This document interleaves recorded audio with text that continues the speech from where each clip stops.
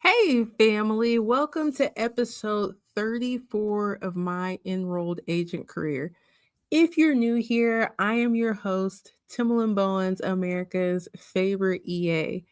As an enrolled agent, I have the highest license that the IRS awards to tax professionals that enables me to step in the shoes of taxpayers and represent them before the IRS in all 50 states. But it doesn't just stop there. I can represent any taxpayer who has a US tax problem, no matter where they are at in the world. Now, this podcast, My Enrolled Agent Career, I love to highlight the journey of other enrolled agents. Me, myself, I went the traditional path and I have an accounting degree with 150 plus hours. I did 3 seasons in a CPA firm that had just gone international. But in this podcast, I like to highlight the journey of those who didn't necessarily go the traditional route but also share my own story because when I started the journey to become an enrolled agent, to start my own enrolled agent firm, I felt alone and isolated because over a decade ago, there wasn't that much information out there about becoming an enrolled agent, agent careers, how to start an enrolled agent firm. And it's kind of sad to say a decade later, there still isn't that much information out there. So, this podcast, in a way, is me creating what I would have wanted. All right. So, if this is the first episode that you've ever watched, we are in the middle of a short series where I am walking you through the foundations of what you need to start a successful enrolled agent firm. And I'm not one of those internet folks that is talking to you about something that I don't have, that I haven't worked on, that I haven't gone through the mud and done myself, right? I started my firm, I did it without any funding, I did it without a business partner. I started with the bare minimum, went out there, found the clients, and built Bowens tax and at the time, bookkeeping solutions from the ground up. Fast forward now, in November, I will be celebrating my 10th year as a firm owner. And now it's no longer Bowens Tax and Bookkeeping Solutions, but it is Bowens Tax Solutions. And we are a virtual firm based in Louisville, Kentucky. And as I mentioned before, I do work with taxpayers all over the world to help them resolve their IRS issues. Okay. So last week, we talked about 10 things that were essential for you to have in the foundation of starting a successful enrolled agent firm. Today, I want to talk about what the next step is because a lot of people they pass the enrolled agent exam and they're like, "Oh my goodness, now what? What do I do?" So, last week's episode was those 10 foundational things, right? Some of them were foundational, so foundation that you need to have them before you can even sit for the exam. But in today's episode, I don't want to focus on what to do, like literally when you pass the exam, but what to do next after you have the foundation laid. So, after you have the LLC started, after you have your insurance quote and you've decided on one, after you're clear on your mission and vision, what you need to do in your firm is to create systems. Now, especially in this age of AI, a lot of people hear systems and they think tech stack, right? They hear systems and they think, what type of AI can I have? What software can I get to make me, or not make me, but enable me to do this better, quicker, more efficient? If you don't have the money for softwares and systems right now, it is okay. Now, those softwares and systems do help make you more efficient. They do help you to do things faster, and sometimes the computer can catch mistakes that you may have missed. However, What a lot of people miss is when it comes to putting systems in your firm, you have to have something that is not necessarily organic, but a manual process first to then put the system workflow into a software. Let me give you an example. A few episodes ago, when we came back, I did a whole episode on marketing, right? When you have marketing, that is a type of system. Before you even start purchasing softwares, before you go get a website, etc., you need to create a system for taxpayers to be able to contact you. Now, check this out. My business blew up during COVID. I think, well, no, I know that a few of the reasons were this. My daughter started kindergarten in 2019. If you're not familiar with my story, when I first started my firm, my daughter was at home with me. I did not want to put her in daycare full time. And I said, once she goes to school full time, I'm going to go 110% with this and we're just going to go. All right. So there was that I had the time dedicated to do more marketing, to get more work done, right? Because COVID happened, the tax season of her being in kindergarten. So there was definitely that. I had most definitely put the legwork in so people knew who I was, where I was, how to contact me, and who and how I served. But the other thing is, because of COVID, we weren't able to be face to face with people, which I was cool with because even back then, I worked remotely, just not from a dedicated physical location downtown like I have now in my office.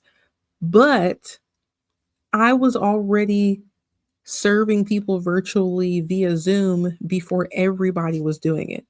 So because I already had an online system for people to book calls, for people to get me information, for me to review things with them, my business was able to blow up because I had the correct system in place. And yes, that did involve different technology that I brought together, but I had to figure out what the system was going to be for people to book me. I had to figure out what the system was going to be for how I onboarded and offboarded people. If I did not have those things, it did not matter what software I had, it still would have crumbled and fell instead of flourishing. Okay. So, as you're thinking about this, you want to think, let's start from the top. A lot of people say, well, I can't market because I don't have a website. Ladies and gentlemen, November 2026, I am going to celebrate 10 years being a firm owner. I did not have my website until it was past tax season of 2020. So, with that being said, I yet had a system where people could book, but I did not have a website yet. You too can create a system where people can book without having a website. So if you tell me, oh, I can't market because I don't have a website, I'm going to tell you that's baloney. You're in your own way. We have to figure out for you what type of client you want. And right now, you may have an idea, but not necessarily know how to articulate what that looks like. You may be interested in doing different types of work, and that's okay. But there's still going to be something that narrows the type of person that you want to work with down. Let me give you an example. When I first started, I knew I wanted to work with some type of service providers. I didn't want to work with people who sold any type of product, right? So we're narrowed down to business owners. We're narrowed down to service providers. When I was starting out, I said, I want to help the person. I didn't realize this initially, but the person who is good at sales, but it keeps collapsing because they don't have a system. So, with that, I was targeting people who were still making under $300,000. Okay, that's going to narrow it down even more. Then I had to think about it. Do I want to work with service providers who actually interact with their clients in person? or who are all online. So I had to think about, do I want to work with people that have overhead? The more that I was digging into it, it was a mindset that I wanted to work with. Then I said, you know what? I want to work with people who sell a service, not a physical product, but they yet do direct sales. So that ended up being real estate, insurance agents, and then I had a lot of professional network marketers. So still people who are grossing over six figures, but they were in the different multi-level marketing companies, right? I had people who were just starting out with like a State Farm or an Allstate. Okay. So we're looking at chargebacks and specific things like that. I didn't want to work with somebody who was a truck driver because there were things that I ran into that I was like, I don't like this. I don't want to do this. Right. But as I kept thinking about the mindset of who I wanted to work with, as I kept thinking about how they interact with their clients, so how they would be used to interacting with somebody else providing a service with them, I was able to narrow it down to the insurance agents. Now, that didn't happen over the span of when my daughter was still at home. That happened when I took the time to clarify who I wanted to serve and how I wanted to serve them.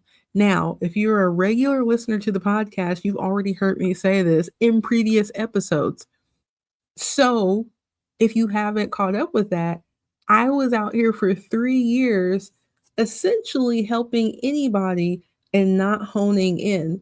So, when we look at 2019, when I took the time to hone in on, okay, this is the type of small business owner that I want to work with.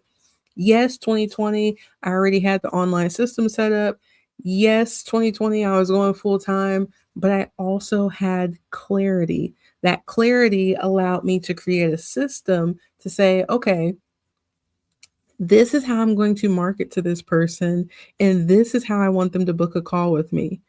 Even if you don't know the industry that you want to work with, you can still create a system for people to book calls with you. You do not have to give your phone number out to everybody. You don't have to have a website yet. You can meet people at networking events. You can take their cards, follow up with them, and say, hey, I have availability this Tuesday at 1:30 Eastern and 5:30 Eastern. Do either of those times work for you? If not, why don't you suggest a few times and we can get something booked? As simple as that. And then when they give that time, you make sure it's clear on your calendar and you send a calendar invite. Let them know, hey, these are the questions I'm going to be asking. This is the number I'm going to be calling from. That right there has created a system. When I started using LinkedIn, and I was using LinkedIn before I graduated from college. All right. So I've been using LinkedIn a mighty long time now. That's how I connected with people. When I would connect with people at networking events in college, because I had the benefit of being able to meet partners from all of the big four only 2 weeks into my summer class in college, freshman year. I was able to take that information and be like, hey, this is awesome. Do you mind if I email you if I have any questions? I would follow up with an email with a name like Timalyn. It's hard to forget, but I'd make sure that they had a reason not to, but a good reason, right? Not asking for anything yet, but sometimes when we are marketing online, because when you're networking, you are marketing, you're selling yourself at the in person networking event. When I'd follow up, it would be to touch base. It would be to make an impression. It wouldn't be to automatically get the sale right then and there. Why am I bringing that up?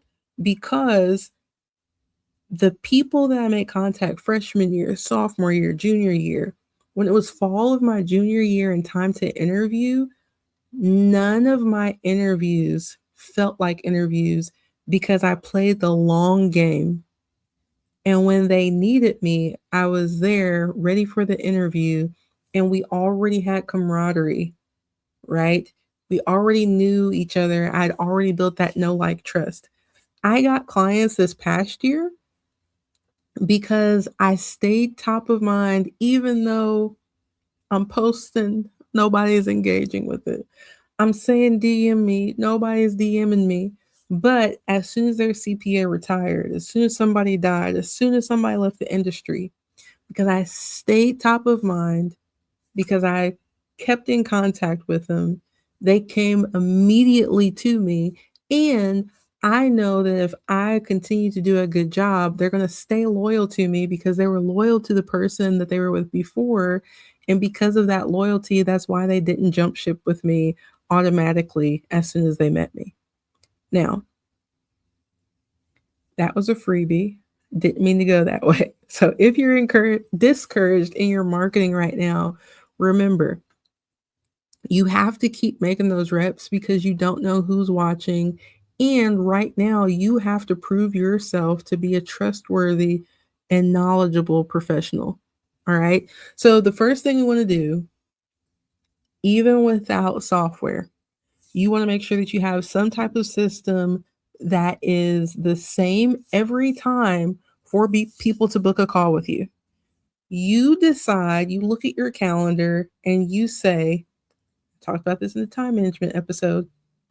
This day is for this type of call. This time is for this type of call. For me, I don't care unless you are getting levied and we've already had contact. We are not having a call on a Wednesday. That is a day that I am not client facing.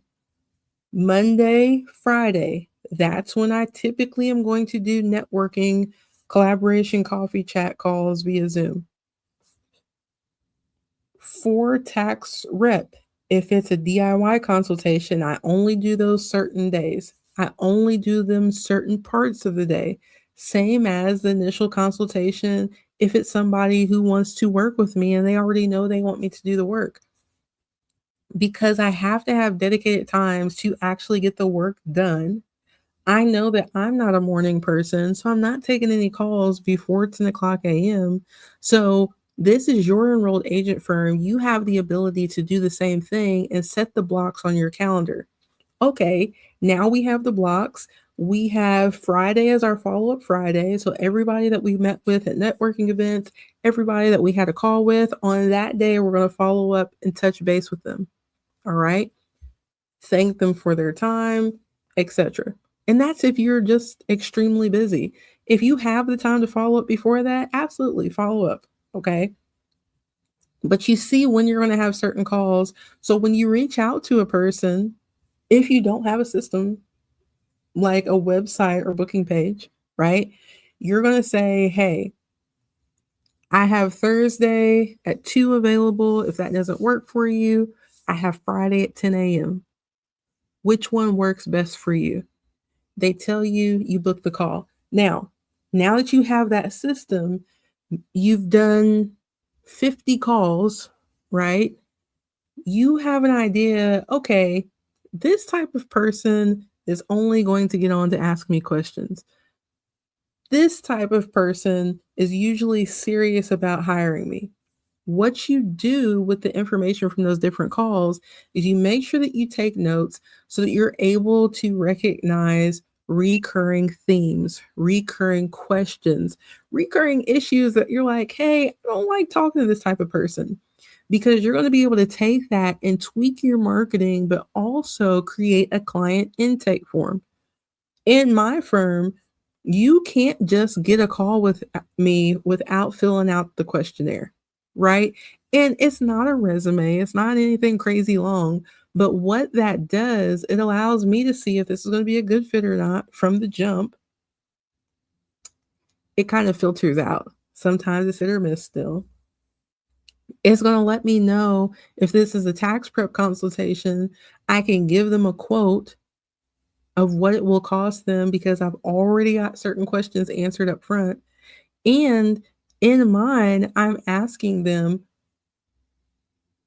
Are you okay with this fee or do you just want to talk to me? If they say they just want to talk to me, I look and see what the issue is and I send them a resource that addresses that. That way I'm not wasting my time, but I'm yet addressing their question and I may get a fan. I may build trust there where they go ahead and they book the paid call. But either way, I'm protecting my time while yet serving them. I'm able to see, okay, if they're not okay with this price, is it because they don't know me or because they don't have it? If I keep attracting people who want to come to me for the knowledge, but they're not willing to pay me, then that's something with my marketing that says, go ahead and book the call anyway. And I need to make sure I tweak that. If I've done 50 calls and I see people are asking me the same question, then hey, I need to make content around that question because if this is a common question and I can answer it, not only can I help people who would never have the courage to reach out without having that question answered, I've saved myself time. I've built rapport with them before they even get on the phone because I've already addressed this question. And now it's pushing me up as an authority and expert on that subject matter. Okay. Once you, again, have some reps under you, you can kind of see where things are going. That's when you can invest in something. I personally use Acuity. There are systems like Calendly. Um, but I always tell people start with what you already have and what you pay for. I believe they said Gmail has some type of booking page now. I don't know. I'm going to always be Outlook over G Suite. I'm sorry, it just is what it is. But if you use the professional version of Outlook, you do have access to a booking page and it syncs with your calendar and you can put different limitations on it. Like, I only want to take this many of XYZ calls today. I want to have a 15-minute buffer between my calls. I want to be able to put a questionnaire so that they answer these before they're actually able to book. I want them to pay $50 before they can actually book this call. These are all things that you have to come up with first in the system before you can put it in something electronically. Okay. Now, that was a little bit of, okay, we need a booking system, which you see also is going to go to our marketing system because in our marketing funnel, as we're attracting people, we're going to figure out the content, what would attract our right type of person based on the calls that we've taken in those common questions. Or we're going to figure out who we don't want to work with from the calls and realize, hey, I don't want to talk about certain things in my content because it attracts the wrong type of person. It's not the type of person I want to work with. So, in your marketing system, you want to make sure that you are not using only one method of marketing. What do I mean by that? If you're like, I'm doing all this marketing, like I'm posting to LinkedIn once a week, if you want to go fast, don't use one method, and posting once a week, if it's not long form content, is not going to be impactful enough.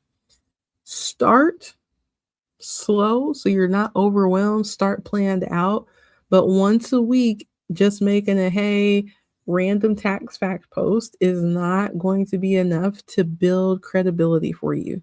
Okay, not as you're building. But in addition to that, people will say, well, I'm not only doing one thing, I'm actually doing LinkedIn, Facebook, Instagram, TikTok. That's still one thing. It's still social media content, right?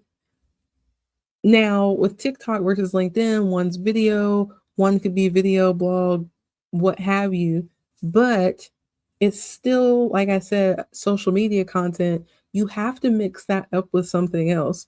I'll give you an example. I mentioned in person networking. That helps you get in front of potential clients as well as in front of referral partners.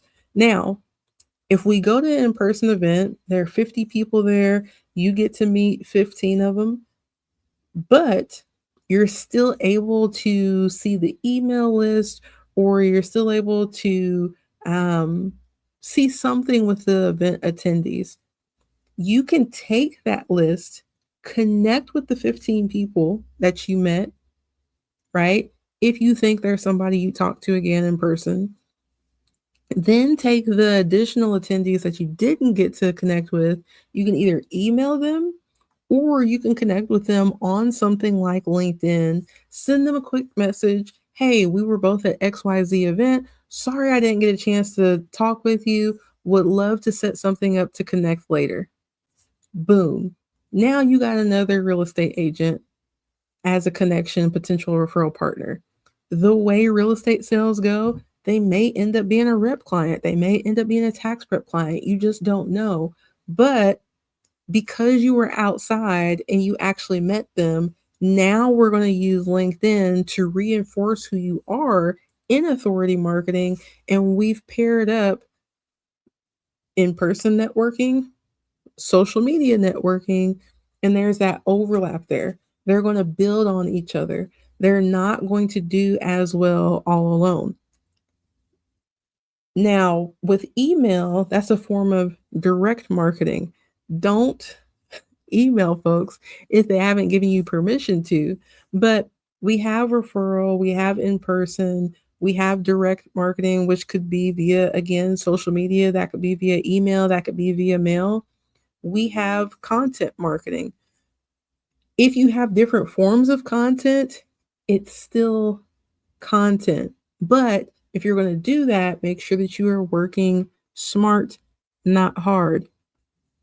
Having a blog and having a podcast are two different forms of content that can live in different places and that can reach different people. Although you can share them, again, we're going back to the social media platform. So you want to make sure that you have a place that it lives. If you don't have a website yet, you can blog for free on LinkedIn. You just don't own the LinkedIn platform, right? You can go to Substack, you can go to Threads, you can go to X, become an authority in a specific tax matter or subject. Okay. So when you're doing that, though, you still can't go out here blindly and just be flailing, right? Everybody's talking about tax credits. Everybody's talking about tax deductions. Everybody's talking about save the most on your taxes, pay the least amount as legally possible. What is going to make you stand out is when you narrow in on somebody's mindset, their industry, their family life, and you're in their head. So if you say, hey, I want to work with airplane pilots, cool beans. You need to know everything there is to know about airplane pilots. You need to know where they hang out. You need to know what they think. Need to know what their typical family dynamic looks like. You need to know how much debt they typically have, because if you are going to work with them, you need to know what their pain points are. You need to be able to address their pain points. You need to be able to know how to solve their pain points. Okay. So many times I work with fellow tax professionals and they're like, oh, yeah, I want to work with truckers, but they don't know anything about truckers. And they're like, well, I don't know what to do.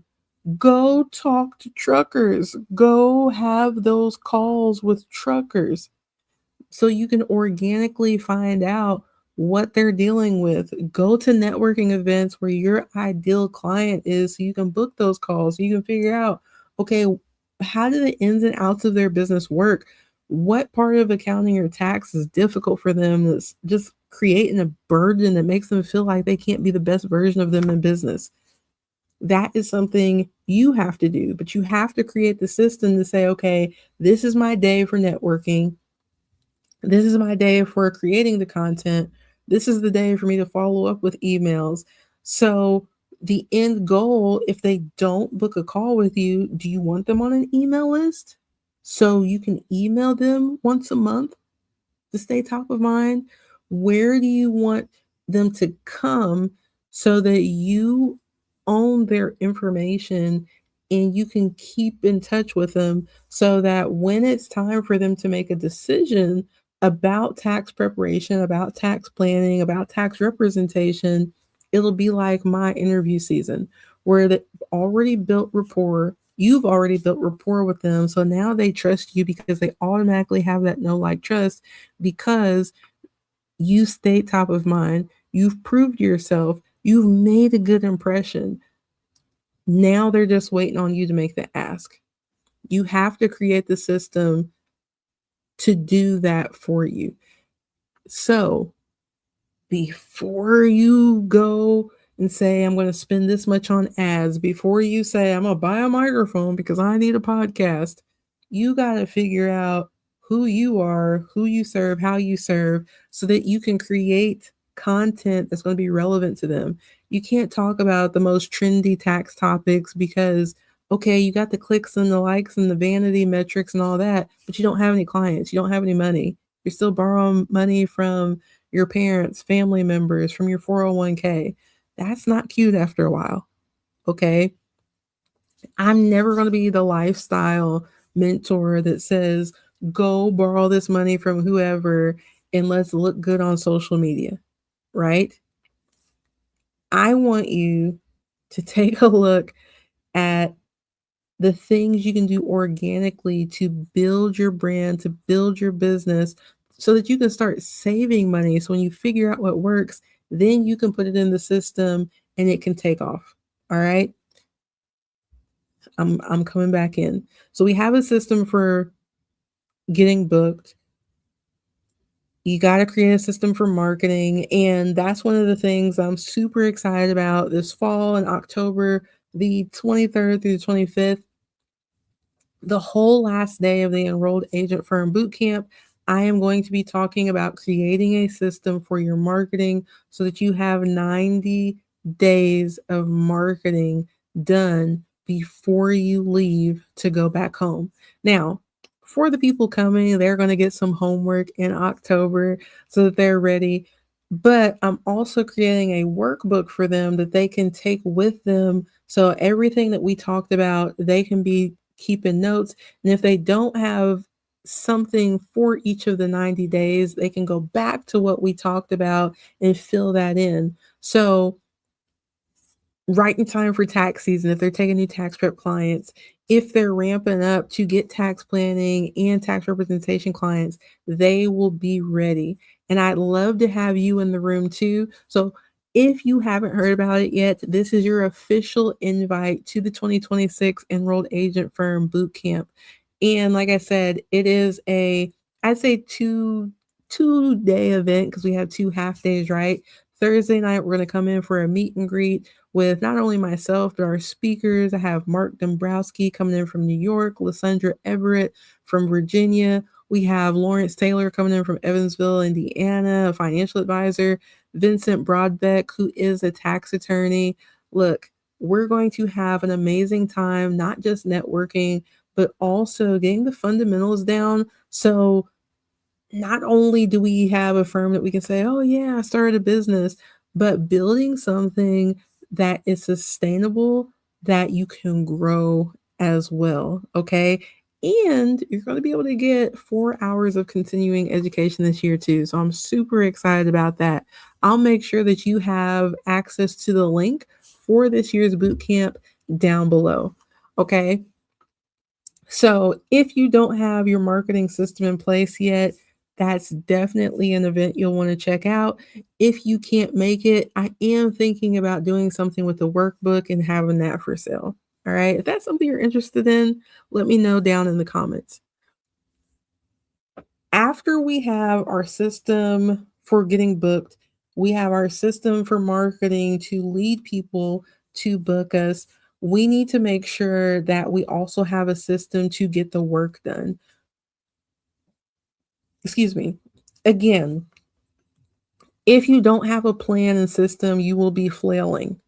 A question that a lot of people will ask me when they are new to tax representation work is, what software do I need? Aside from maybe something to do engagement letters and everything, you honestly don't need software for tax representation until you are steadily doing quite a few cases each month. Even if you told me, hey, I'm doing 5 rep cases a month, I wouldn't say you need Pitbull right now. You need tax help software. You need Tax Rock. I wouldn't say that because you can do the forms by hand, and I would actually advise you to do them by hand starting out so that you actually know how to do the work. You're not just putting it in a software and the software is outputting something that you don't understand. That's not what I would recommend. But before you invest in tax software, you still want to create a system or a workflow for, okay, this is the marketing that's going to feed into my system of getting booked. I need a system to get paid no matter what we're doing. So, am I going to send out invoices and they pay and then they talk to me, or are they going to talk to me, tell me what they want? I'll create the engagement letter, I'll do the work, and then I get paid. Or am I going to get booked, have the call, send the engagement letter, they pay the invoice, then I begin the work? So again, we got a system to get paid, we got a system to market, we got a system to get booked. For your workflow for tax representation, even if you don't have software, you need to know when I onboard the client, what are my duties and what are their duties. So you have to be able to say, okay, I need to send them an engagement letter. If I'm going to be the power of attorney, I need to send them a form 2848, which again, if you have Adobe PDF, honestly, you don't need a software to send that out for you. You need to be able to create an engagement letter, but you need to be talking with your insurance company to make sure that you're covered and your engagement letter meets all the qualifications for them to cover you. So that's not necessarily something that a software is going to be able to do for you, because you still need to reach out to your insurance company to make sure you have all of your corners covered, right? So what happens after that? After they give me this 2848, after they sign the engagement letter, what do I do? I'm going to call the IRS. Well, what do I need when I call the IRS? Well, what do I say when I call the IRS? All of those different things, a software is not going to tell you. Now, they may give you a sample workflow, but you're going to have to put reps in to figure out the order that you like to do things and what's more efficient, right? And the same thing goes for tax preparation. Even if you know how to prepare taxes, have you ever been on your own and prepared 20 people's taxes before? You need to have a system that is the same every time you do it, because here's the other thing. I hear people say, "Oh my goodness, I'm so overwhelmed. I don't know what to do next. I need to hire somebody." If you hire somebody without a system, they will come in and make things worse because you guys aren't doing things in the same order. So then you'll be even more overwhelmed and you're paying somebody else to be overwhelmed and you're not sure what work's done, what work still needs to get done. It'll be a disaster. And I can tell you that because working on my own, I did have systems in place, but I had them here and not here. So when I brought people in to hire that first season, I was like, hey, just get this done, but didn't tell them the way I wanted things done. So it wasn't efficient or effective. So before you get any type of practice management, before you get Intuit Link, or before you get Drake tax portals, before you invest in Carbon or Financial Sense, or before you get Canopy, Tax Dome, you have to figure out what your system and workflow is so that you can automate it in that other system. Because that's the other thing. Everybody wants to automate everything. Well, if you don't have a game plan, how are you going to automate it? Right? You're going based on what somebody else said was best practice, but you haven't even tried anything else out for yourself. So if you're like, oh my goodness, I only have 5 clients, that's the perfect time for you to test out different systems. Why would you want to wait till January when you blow up because you're listening to this podcast? You're going to implement the marketing I told you, you're going to implement the systems and everything, and you have 50 brand new clients to try to set up a system. You need to set up a system now because it's August. And if you get one client a week, you have 7 new clients that you could have before extension season is over. If you're charging $500, that's $3,500 that you could make while you're creating your system of onboarding, getting the work done, offboarding, marketing. This is how I want to get booked. You need to send everybody to book the same way so that you don't run into the issue where you all have heard my horror story. I had somebody calling me to check in on a return. It was like 5 o'clock in the morning on Facebook Messenger. Don't let that be you. If you have systems in place, which also in return create boundaries, then you have something that you can stand by when you talk to clients and prospects so they know what lines to cross and to not cross. Now, granted, calling somebody at 6 in the morning on Facebook Messenger, everybody should know better, but apparently they don't, right? But for you, you have to figure out what that's going to look like on paper. Then in real life, you have to actually work through it to make sure it's going to work, right? Before you can actually put it in a software to create the system. Because, guys, I looked this up as the Cambridge Dictionary. The actual definition of a system is a set of connected parts that work together to form a single organized whole. That's just a workflow. So, if you haven't already, watch last week's episode 33 so you have those 10 basic fundamental things. And once we have that, then we need to work on the different systems that you have. Now, if you join the mentorship program, and I say mentorship because I'm here as a guide, not a coach, I'm not on your neck to say, hey, we're going to make the $2,500 this week because I've been told I can be the meanest, nice person that people know. But instead, I'm here, like I say, hey, like family, cousin, let's get it done. There are resources in there. The main one being how to start an enrolled agent firm. If you go throughout that, I show you how to set up systems for your marketing, systems for tax season, systems for tax representation, and you'll also have access to me twice a month on a live call. One is a technical call, one is a Q&A call.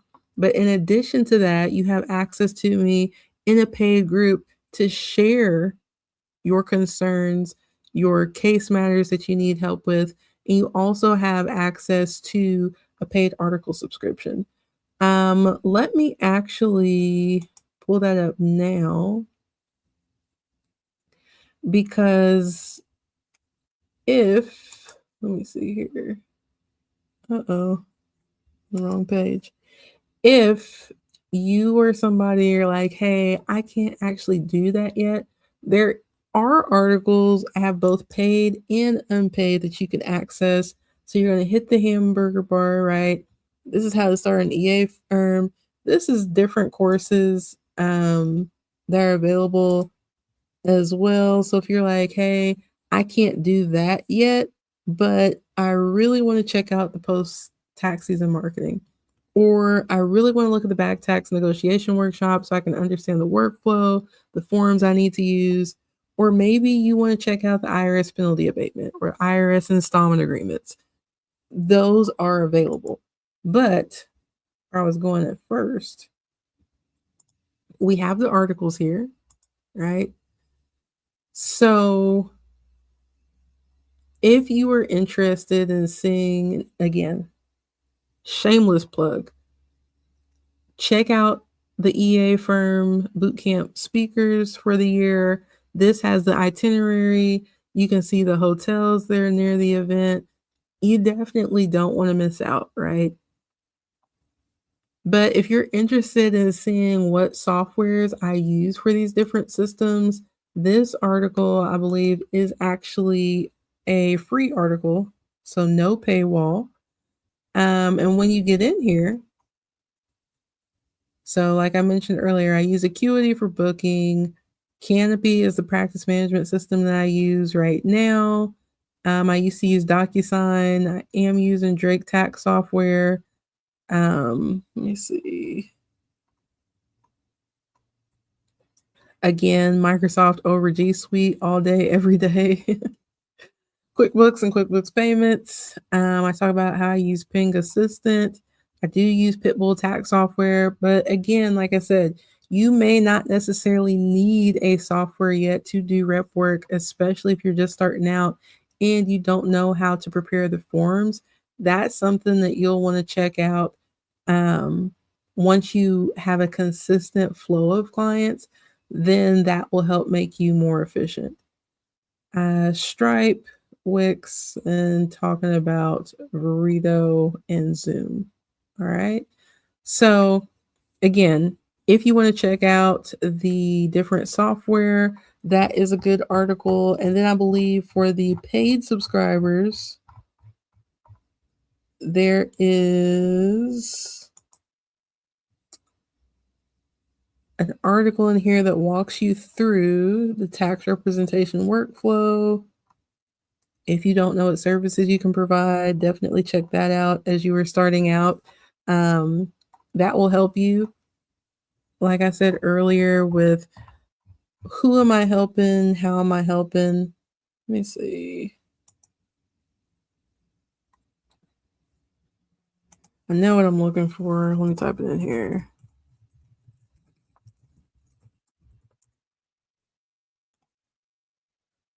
And then if there's a certain like topic or something you're looking for, you can search like that. But here we go. Now I will say this one is a paid article. I'm pretty sure, but this workflow, like I said earlier, workflow is essentially a system that you create. But if you've never done a case before, this will tell you the workflow that you need to follow. And again, it's going to link you to other resources. So this one's how to price your first case. This is going to tell you what you're going to do during the different phases. So, what responsibilities are yours? What are the client responsibilities? And again, this is all in an article tax representation workflow. And some of the things, if you don't know how to do them, like how to conduct a transcript investigation, when you're on the phone with the IRS, there's an article that walks you through that, right? And it'll tell you like what to say, what to ask for to make sure that you have all your bases covered, right?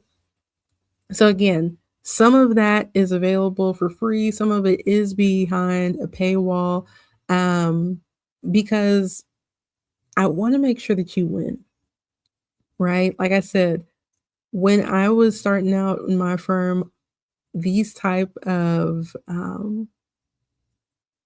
assets and information, they just weren't available. And a few years ago, I believe 2023, I had already been kind of wrestling with it. I was basically being like Jonah, right? God had told me to do a thing and I wasn't doing it yet. And I was like, I just want to create what I didn't have and provide that for other enrolled agents. Okay. So I hope that's what this does for you. If you found this episode insightful, please let me know down in the comments. But in addition to that, if there are other things that you're looking for to help you in your journey of being an enrolled agent firm owner, let me know that down in the comments as well. All right. Now, I didn't get into it too much, but next week I am going to do an episode that actually does cover my tech stack. So if that's something you're interested in, make sure that you tune in next Sunday night at 8 p.m. Eastern. Thank you so much for listening. I'll see you guys next week.